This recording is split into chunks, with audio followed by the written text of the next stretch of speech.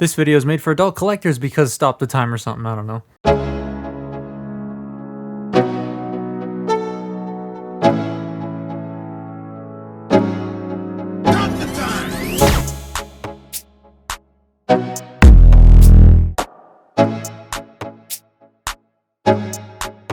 So Studio Series finally gave us the last night hot rod. With today's Studio Series engineering advancements, I'm so glad they didn't make this in like year one or something, because it would have ended up like Lockdown or World War II hot rod, whom I refuse to acknowledge. But now that I have it in hand and have heard everybody raving about how good this toy was, it left me feeling a bit meh about it.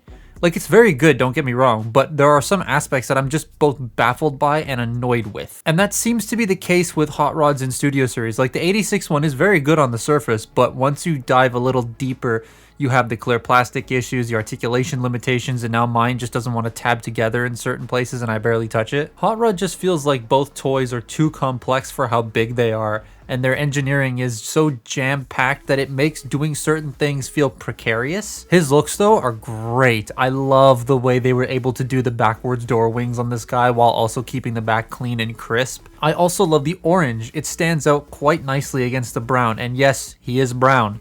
Like me. The reason is because the car used in the film was actually a very dark shade of brown, bordering on black in certain lights. The toy seems like it tried to capture that same effect, but it didn't really work super well. Honestly, it would have been better if they just did it black, but at least they tried, I guess. There's a lot of mechanical detail on display. I especially love the torso section. Reason is because it's actually parts, and you know I love when mechanical detail is different components. It gives that detail more dimension to it, and it just looks and feels a lot better than sculpted flat surfaces to me. The arms do have some weird angles though. Like the way the panels fold to get the wheels on the arms, it just gives him these inward angles, and the panels on the wrists don't help that much either. It also makes holding the gun a bit odd because of the angle of the panels in his hands. It stops the gun from just pegging in straight when you put it in his hand. You have to just pull it out a little bit to get it to be straight. It's such a minor nitpick, but it still feels weird to me. His gun's great. Now he can stop the time! Stop the time! I stopped the time! And it splits so you can have a regular pistol if you want to, so that's neat. His posing is awesome though. Let's just put him into some poses so you can see what I mean.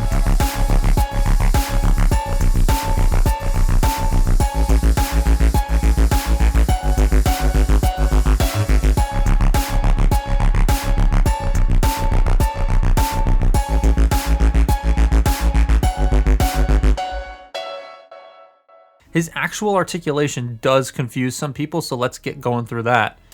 So I have seen some confusion with hot rods, like posability, and some people like not understanding how certain things works, and it is weird. You have to sort of push certain things past a limit that you're comfortable with in order to actually get articulation points to work. To start with, you got head on a ball joint, and they can look up and down pretty far. That's fine. Shoulders can do a full 360, and they can go out about that far, but you also have this shifting hinge right here, so you can get that, I guess. Bicep swivel with a really small double mushroom peg, which I like. 90 degrees at the elbow. Wrist rotates. The waist rotates, and it doesn't do a full 360 properly because of like how this hinge works, but like, you don't really need that in articulation. Hips are on ball joints, they can go all the way around. This one likes to just come off though, some reason. Like this one I can rotate the thigh swivel and it's perfectly fine. This one I go to rotate the thigh swivel and the thigh just comes right off. It is out of focus. It is weird. Now the knees, this is the point where people are the most stuck. You bend the knee and it goes that far and that's it, right? But you actually have to flare the wheels out all the way and then push past, and then his knee goes 90, right? So you just got to take this and pull it past this piece of armor, and that's how you get the knee to bend a full 90 degrees. Otherwise, it just stops. It feels weird, and it feels like you're going to break it, but you're not. That's the way it's built. So the knee does bend 90 degrees, and then the ankles are so weird. I don't like the way that they look. They're too long, and they have a joint up here that goes that way. You have a joint down here, which is a little too loose on my copy, and then you have a ball joint that tilts farther out the other way than it does this way it's supposed to go. So like, it's strange, but it can do everything you want him to do. It's just weird. Yeah, robot's fun. I have my nitpicks, but it's fun. Transformation, though, is where my big nitpicks come into play. His conversion is fine on paper, but it's very claustrophobic. It reminds me of trying to transform Studio Series Wheeljack from the Bumblebee movie, and how that thing felt like a mess. This kind of does too. And there's one part I hate the most, and that is the shoulders. This is the part that I don't like the most, is getting the arms in, because you go to slide them in, right?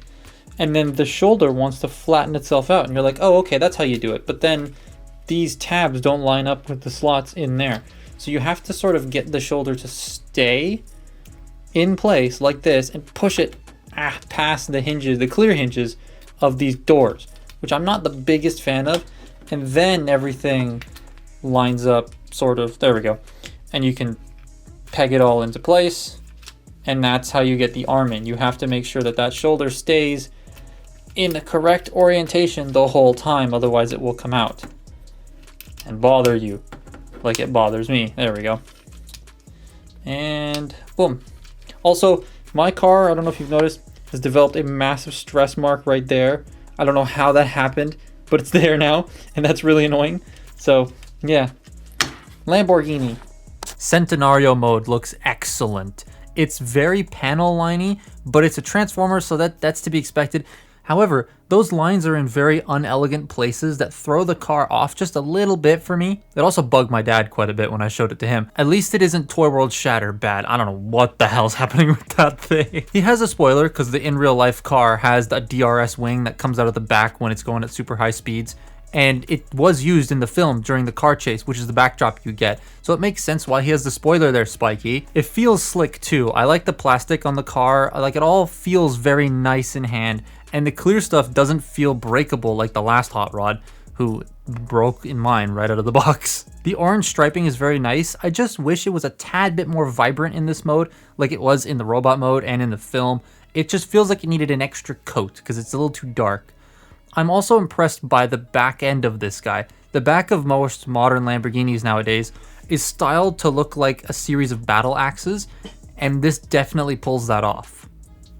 He just compacts super well into this car, and unlike Crosshairs, he has no pinned wheels though, so 0 out of 10. I do like it. I mean, I've come to like both over time, but this Hot Rod I think is the better toy of the two, in my opinion, and this one definitely feels like it's gonna last longer than the 86 one, who is getting a new version, the Toy Deco. I don't know if I should get that or not, but I do recommend it. The price for this guy feels mostly justified. However, it is the holiday season, so sales are going to be abundant, so definitely go grab one. But that's my look at Studio Series The Last Night Hot Rod. I almost said Crosshairs. Follow me on Twitter and Instagram, and I'll see you next time. Bye-bye.